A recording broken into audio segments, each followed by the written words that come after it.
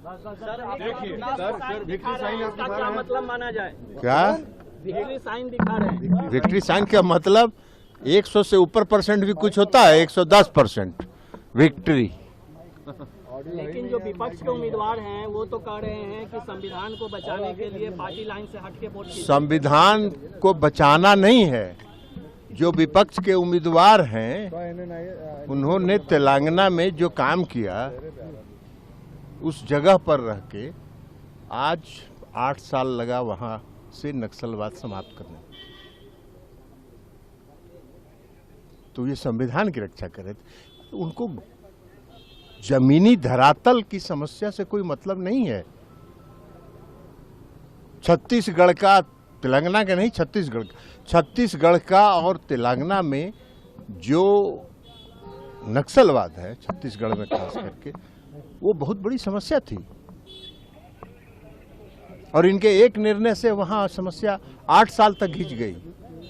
तो जिसको जमीन का ज्ञान नहीं है, जमीन की समस्या का ज्ञान नहीं है, तो क्या देश का भला करेंगे?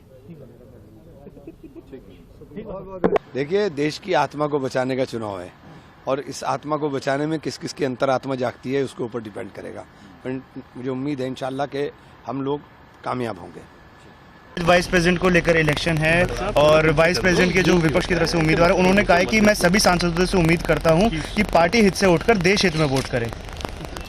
जब सामने नजर आ रहा है कि क्या होने वाला है तो अब वो कुछ भी कहें। बात यह है कि सीपी राधाकृष्णन जी जो हैं अगले हमारे वाइस प्रेसिडेंट बनेंगे। बहुत ही होनहार आदमी हैं, बहुत सेवाएं उन्होंने देश के प्रति दी हैं और उनके आने से जो है आप जो है वाइस प्रेसिडेंट का पद बहुत गौरवान्वित होगा। क्रॉस वोटिंग की कोई आशंकाएं हो रही हैं, उनको लेकर क्या बोलेंगे?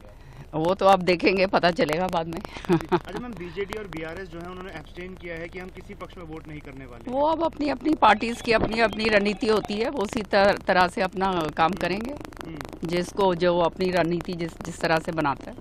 विपक्ष ने भी पूरी तैयारियां कर ली हैं, सांसदों की बैठकें ली जा रही हैं, वोटिंग को लेकर सांसदों को ट्रेन किया जा रहा है वोटिंग को लेकर। इस पर क्या कहेंगे मैम? कितना ही कर लें, ये आपको उसका जो नतीजा है वो पता ही है। चलिए, थैंक यू।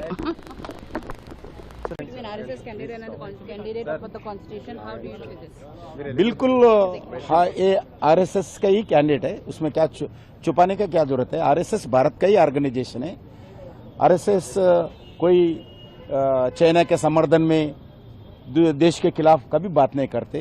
देश के इलेक्शन कमीशन के खिलाफ, देश के लोकसभा के खिलाफ, देश के सुप्रीम कोर्ट के खिलाफ, देश के आर्मी के खिलाफ बात नहीं करते आरएसएस। जो राहुल गांधी बात करते हैं, कांग्रेस पार्टी बात करते हैं। बिल्कुल आरएसएस देश का ऑर्गेनाइजेशन है। देश के हित के लिए, देश के विकास के लिए, देश के संस्कृति बचाने के लिए काम करने वाले दुनिया के बहुत बड़ा एनजीओ है, ऑर्गेनाइजेशन आरएसएस है। सर, आरएसएस मैन वर्सेस वो जीतेंगे, उपराष्ट्रपति बनेंगे। सर, कुछ क्रॉस वोटिंग की भी आशंकाएं जताई जा रही हैं, उसको लेकर क्या कहेंगे? ये आशंका बनी रहेंगी। होने जा रहा है और विपक्ष के उम्मीदवार है कि मैं संविधान बचाने के लिए पार्टी लाइन से हटकर वोट करने की अपील कर रहे हैं। किस संविधान बचाने के लिए? नक्सलवाद को बचाने के लिए, सलवाजुडों को खत्म करने के लिए, विद्याचरण शुक्ला से लेके सारे बड़े नेताओं को मरवाने के लिए, हत्या करवाने के लिए। इसके लिए जो है संविधान बच गया उनका। छत्तीसगढ़ में क्या दुर्गति हुई ये आपने देखा ना, कि सारे लोग जो है मार दिए गए। कांग्रेस का यह नेतृत्व मार गया।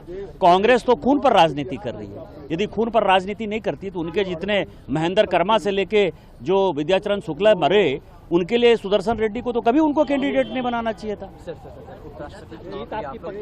100%।